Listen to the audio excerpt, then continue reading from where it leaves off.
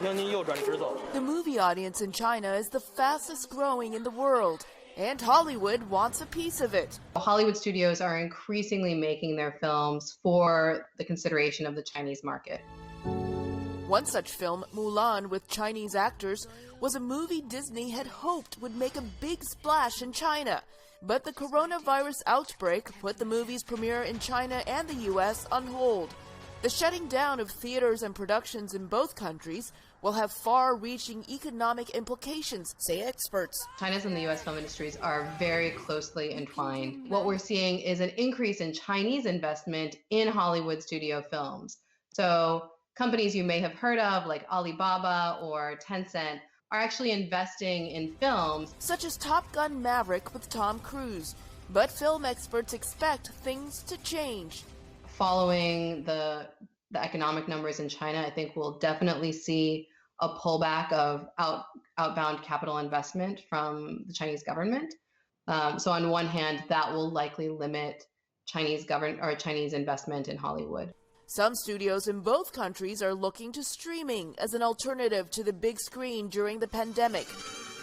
China's Wanxi Media is making this tentpole movie, Lost in Russia, online for free.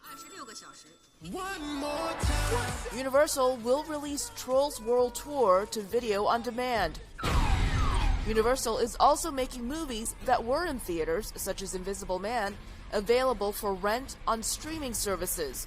But there are pitfalls. It's not sustainable over the long term to do that. It's not good for the theaters, and it's not good for the studios either, because theatrical is really where the money has been. Yet, if theaters are closed for a long time because of coronavirus fears, consumer behavior may change. Will people actually go back to movie theaters? We've already seen an overall softening of movie theater attendance because there are so many in-home entertainment options. My sense is that we may be seeing an overarching shift in certain consumer behaviors. I've looked at surveys posted on the Chinese internet, some large-scale surveys of thousands of people in 70 different cities, and over 50% say they're reluctant to go back to the theaters. It's a wake-up call, and I think it will accelerate the importance of streaming.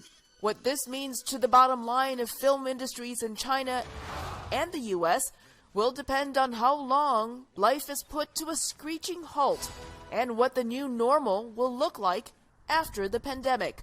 Elizabeth Lee, VOA News, Los Angeles.